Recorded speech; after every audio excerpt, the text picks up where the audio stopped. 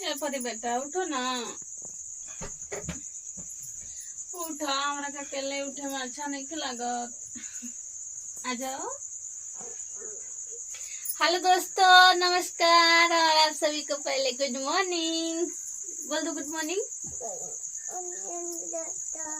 दोस्त लोग इधर हैं, मम्मी के मुंह पे थोड़ी नहीं है, हैं? मम्मी का मुंह देख के बोल रही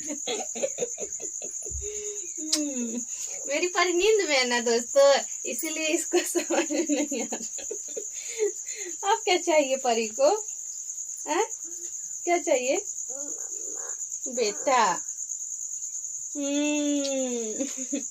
परी मेरी उठती है ना, बस ऐसे ही मम्मा से खूब प्यार करेगी, खूब प्यार करेगी, मम्मा के साथ में खेलेगी और फिर उसके बाद जब पूरा नींद खुल जाएगा तब बाहर जाएगी ना गुड़िया। आज का मुँह दिखा दा, मुँह दिखा दा, देख ल जा। हाँ परी के मुँह शर्मा जाइन।